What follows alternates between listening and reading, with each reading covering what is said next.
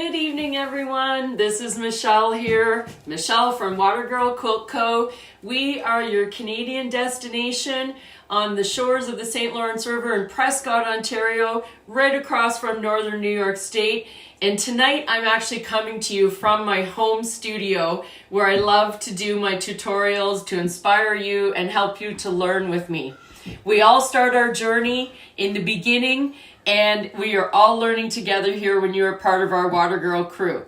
So you may have watched our video from a month ago where I started showing you this beautiful City of Gold quilt by Jason Yenter. This is the pattern that we are making. We have the quilt kit available for you in the shop, and it actually happens to be 15% off in April until April 20th.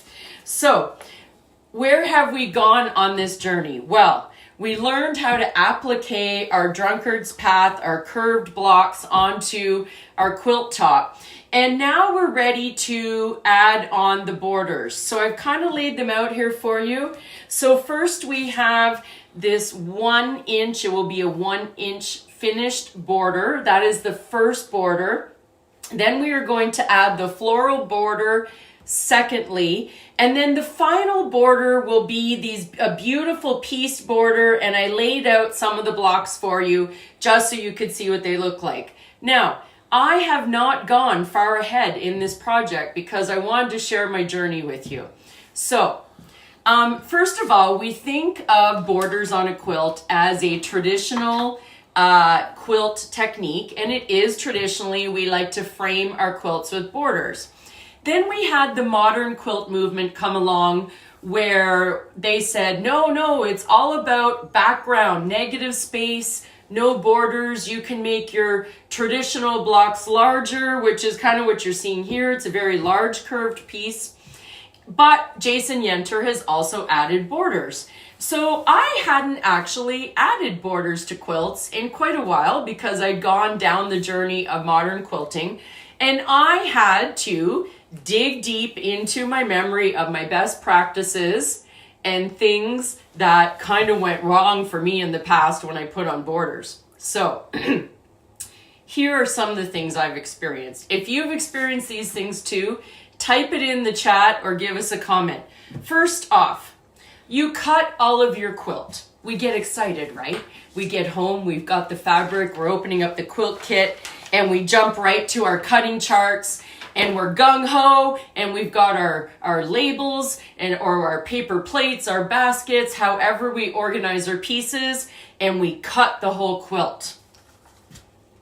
I've done that before. And then I get to my border. And I started at one end of the quilt, for example, this could be the top of my quilt. And I started at the top of my quilt and I pinned on my border. And in fact, on days that I was feeling very confident, I didn't pin at all.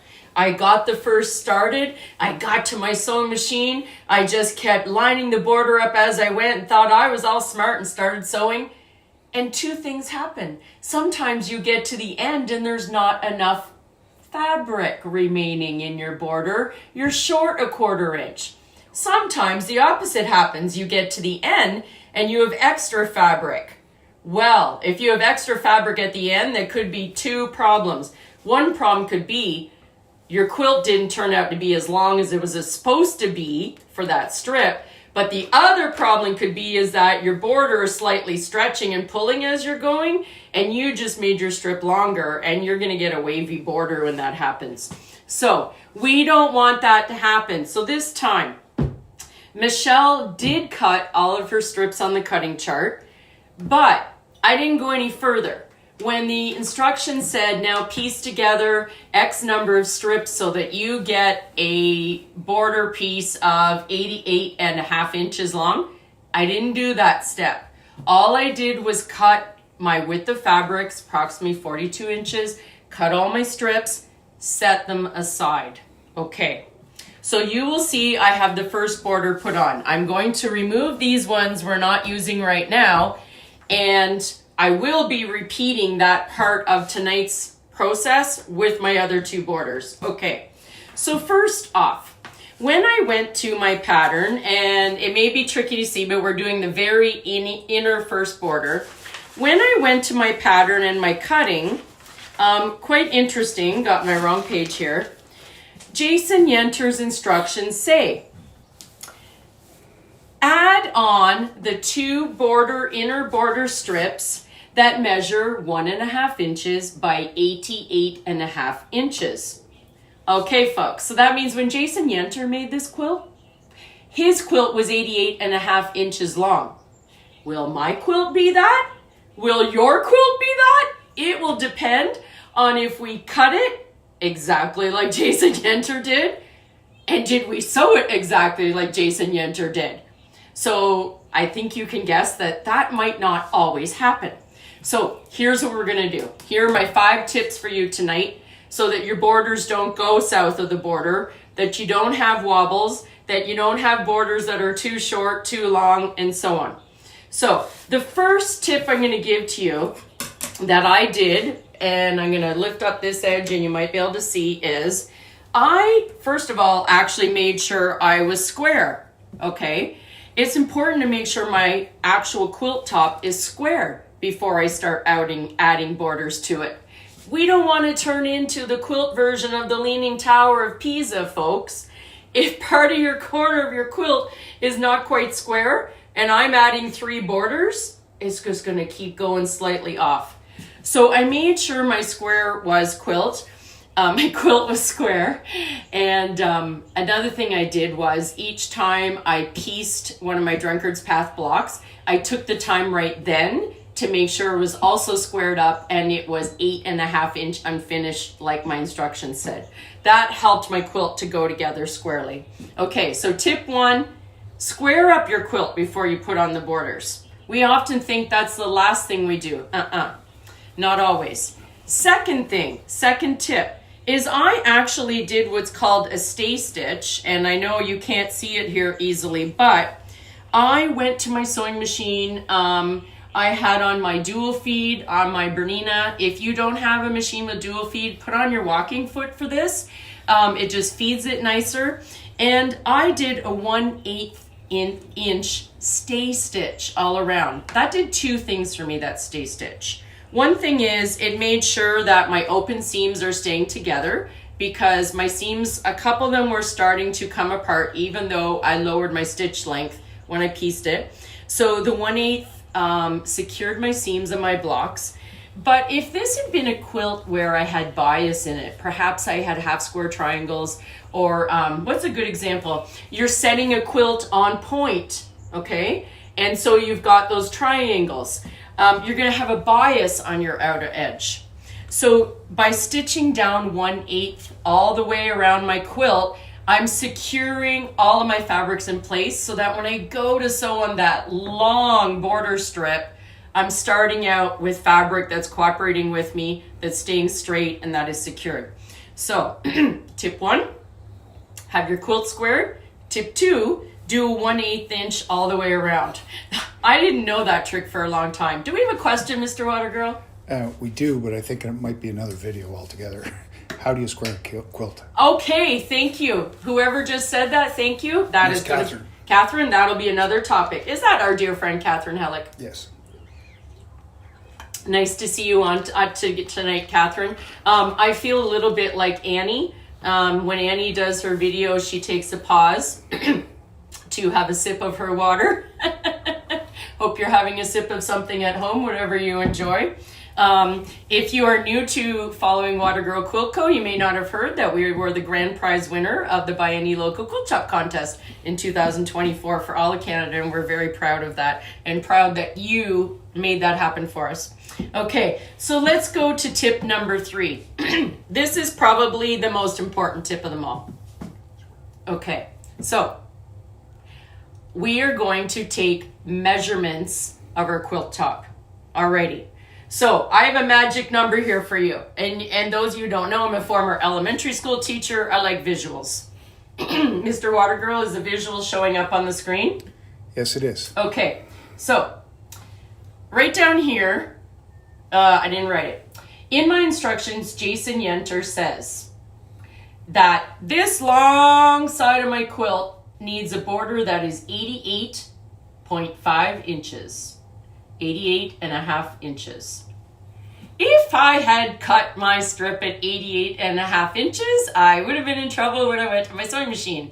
And that's not because of Jason Yenter, that is because of me. Perhaps one of my seam allowances weren't quite accurate all the time. Maybe I cut just a little bit titch extra fabric than I should have. But when Michelle measured her quilt top from the City of Gold, I took 3 measurements. First off, I measured one side of my quilt, and I'm on the long edge first. We always add the borders to the long edge first, and then we go across the top. It gives us, our quilt grows more evenly proportioned that way. So when I measured this side, I had 89 inches. 89 inches? Wait a second, that's half an inch too much. Because if I had cut my fabric at 88.5 inches, the water would be coming down my cheeks when I got to here. Because you cannot be short half an inch on a quilt. You will have no fabric there when you go to sew. Okay, so measurement number 1 is choose one long side of your quilt top and measure it and write it down. I love having a whiteboard and a dry erase marker in my studio. I have a few of them. They're great for scribbling and making notes. Then I went to the opposite long edge and I measured it. It came up at 88 3/8. Okay, I was better there, but Jason Yenter's pattern still says it should have been 88.5. I was 88 3/8. That means I was 1/8 too short. Okay, so in that case, I would have had extra border, and I would have sewed it and had this little bit hanging over the end. Yeah, I've been there and done that, thought I was all smart and just snipped it off. Your quilt doesn't end up square when you do that. You get a wobbly corner. You don't want to do that. Then you need to go and find the middle of your quilt. So I actually had pinned it. So I found my middle by folding, and I pinned it. So you can see I have a safety pin, because I'm going to show you how to do that side in just a minute. Once we go through the rest of tip number 3, which is take 3 measurements of your quilt. So then I found the middle of my quilt, and I took a measurement down that way. People say, how do you measure that? The best way is make some floor space and get down there with your tape measure. Get a friend or get a paperweight so you can hold your tape measure down on one end and measure your whole quilt. So when I did the middle of my quilt from top to bottom lengthwise, it was 88 3/4 inches. Thank you very much. Yes, bravo, Michelle. You managed to sew a quilt with 3 different measurements. That's not the easiest thing to do. So, if I had pre-cut my fabric strips like Jason Yenter says to do in his pattern, I would have had a little bit too much fabric on the border for this side. I would have been short a ½ inch on this side. That would have been a problem for sure. I would have had to sew another piece of fabric back onto that border to make it long enough and put in another seam. And you know, it just wouldn't be fun. I got this big quilt. This is a big quilt at your sewing machine. So you've got to take 3 measurements. So crew, you start with the longest side of your quilt. You measure both sides. You find the middle of your quilt, measure it, and then you do some good old math and you find the average. Okay, so my average, according to my calculator, the length is 88.83. I'm taking liberty and calling that 88 7/8. 7/8 is actually 0.875. I have 0.83. Okay, so I'm cutting my strips 88 7/8. That's significant because Jason Yenter's pattern said 88.5. I would have been exactly a 1/4 inch short. Okay, and that would have made me sad. Even though the quilt has extra fabric in the kit, that would have just made me sad because there would have been some ripping, some fixing going on.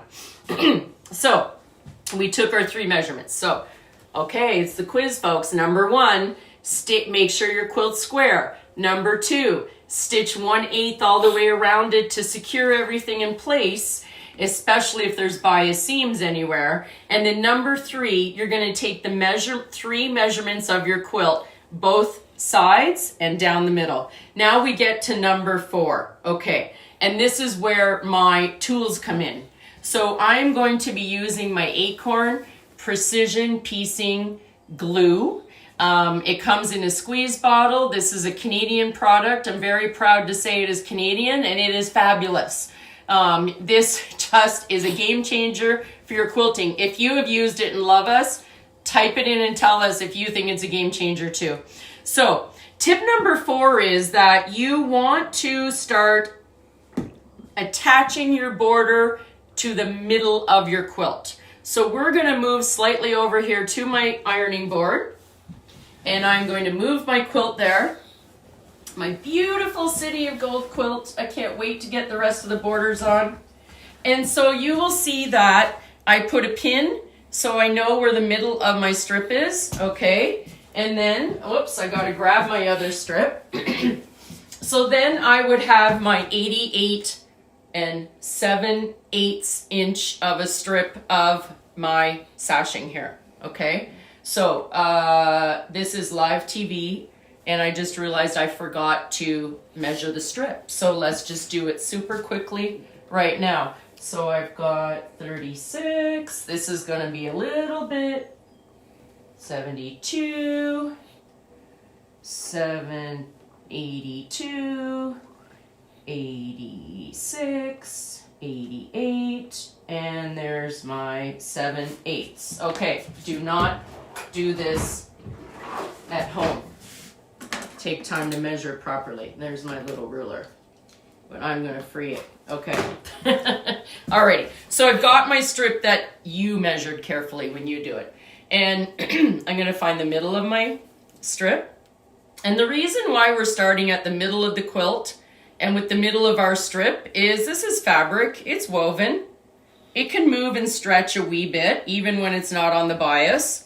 And so it's just a good habit to start from the middle so that everything is moving outwards. Okay, so here we go. So I'm grabbing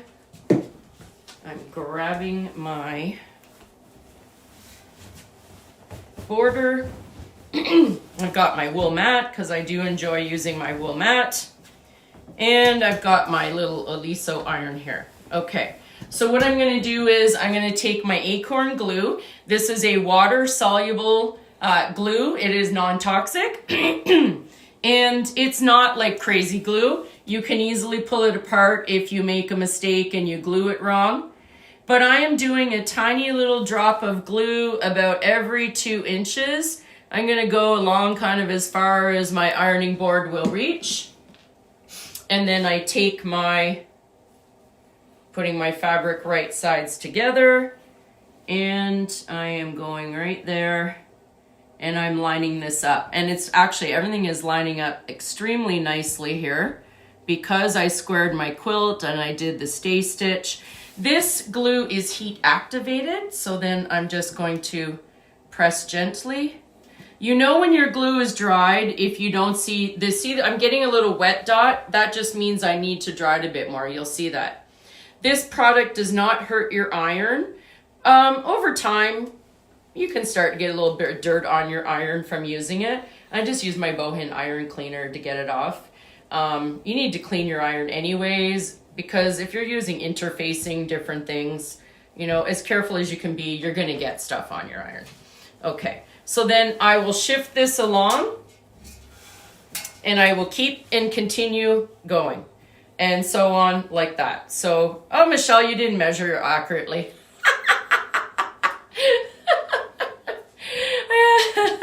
Live TV.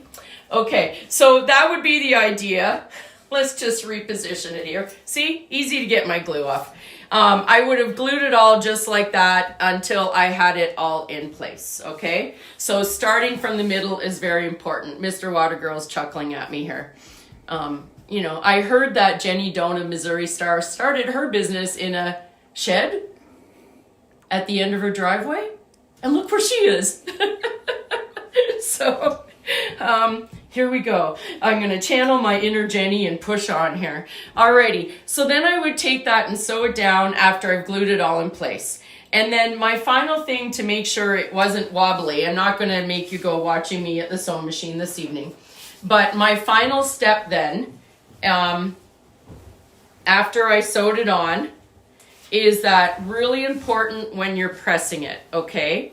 One thing that I've noticed when I do borders is, you know, it's easy to get out of control with your driving on the foot pedal and the sewing machine. Tony's measuring my strip for me. And you occasionally might do a little wobble. So it's really important that you press well. And so that's when I use my Acorn Easy Press pen. And first, the process that I did for you already before I came on air was that I set my seams, which means just giving a little bit of heat to your seam. Let it rest for a few seconds. This allows your threads to kind of marry, sink in with the fabric. When you push it back, I love my Acorn Easy Press pen. It has this little nib in it. They're replaceable. I actually just put a fresh one in today. It got pretty like worn down and grubby. I use it a lot. And this again is a non-toxic starch substitute. And I just press that in my seam. And I really take my time when I'm pressing borders. Don't be pulling on them. Don't be pushing with your iron. That's called ironing, and we're doing pressing. That's another thing that can make your borders start to look a little wobbly, is if you're tugging and pulling on them, especially when we're doing like queen size quilts like this. You're dealing with a lot of fabric. And so that's it. You want to have it nice and flat. Now, I'm going to be adding a second border, right? So I've got this fabric. I'm going to be coming back to that fabric, and I'm going to be adding another border. So when it gets to this point, to add this border, I'm going to repeat my process.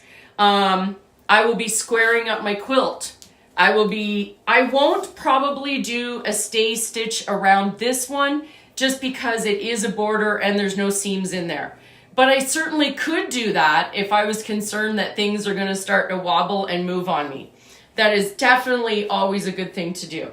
Now, after I have my two long sides done though, I'm still going to want to put on my border across the top. And so again, right now I have, oh, and I checked this. Actually, I did check this earlier. Let's grab my ruler. I wanted to see how straight it was. Did I have a good, right now this should be 1 1/4 inch wide. After I attach my other border, it will finish at a 1 inch border. So I looked here and I put my ruler on the 1 1/2 inch seam line of my quilt. And I gotta say, I don't know how well you can see that close up. Pretty bang on, crew. Like, it's really nice and straight. It's not wobbled. My 1 1/2 inch line is coming down my quilt seam, and my fabric is it's pretty flush with it. So just by taking time to doing those little things to secure my fabric with my stay stitch, to take the 3 measurements so I get the right size. Now you may say to me, okay, but what happens if I cut this at 88 7/8? And yes, one side of my quilt was 89 inches and the other side was, I'm looking at my chart, 88 3/4. So technically I had a little bit too much border for each side. I will tell you that I did the shorter side first, and by that, just by starting in the middle and gluing and moving it middle to one side, middle to the other, somehow it comes together and the fabric meets the two ends. So if you're sewing with a friend or a spouse and you watch them measure something and something just doesn't quite click, yes, question them. Yes.